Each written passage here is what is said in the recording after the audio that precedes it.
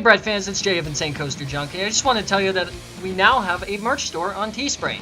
If you click on the link in the description below, you can access my merch store full of shirts, hoodies, and for all sizes and ages. So I recommend buying some merch. Link is in the description. Now, let's get to the video.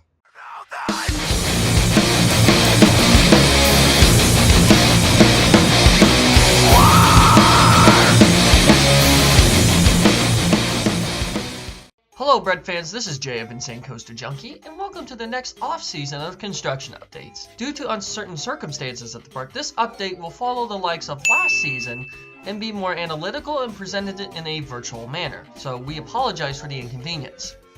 I also did not take much footage because of this while I was grabbing my check at the park, so bear with me, but this off-season is looking like to be quite the busy one, so let's dive on in.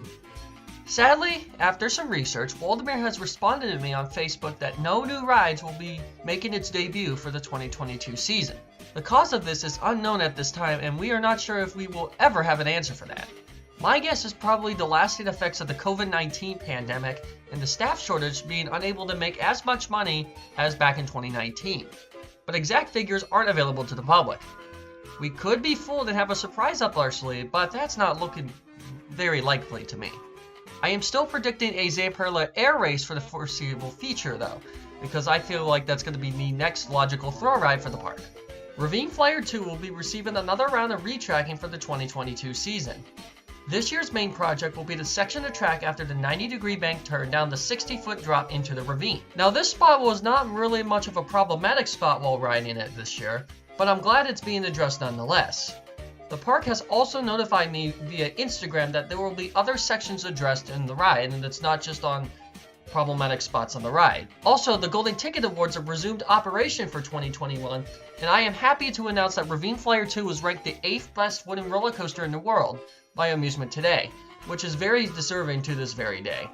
I can't wait to see how this coaster will run next summer. Pirates Cove celebrates its grand 50th anniversary for the 2022 season, and just like Wacky Shack, I could expect some small form of celebration and or upgrade to the ride.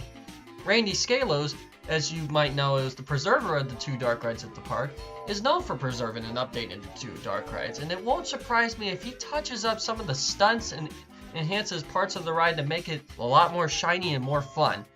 Maybe bring back the wolf house and the tilt room, that would be nice. Chaser lights can also work on the entrance side if the park is willing to spoil the ride a little bit. It is one of two left operating in the world, with the other one operating at Trempers in Ocean City, Maryland. So I can't doubt this ride will get some attention next season. With no new rides in the plans, I will be giving my predictions for what rides need the most help over the off-season. It's possible they can do more than I predict, and this is just my guess, and nothing's official until the park officially announces it. So for my top 3 rides for upgrades are Spider, Scrambler, and Wipeout. Each of these rides had their respective mechanical issues throughout the season, and for the longevity of any ride at Waldameer, not just my top 3, you must invest in upgrades. What I could see around the park is repainting of several rides, with new paint packages, adding LED lights in place of the older bulbs, especially Spider, I'm looking at you, and adding new microphones to increase safety and efficiency. This new audio system was tested on Tilt-A-Whirl earlier this summer and proved to work just fine, so I could see it added to more rides.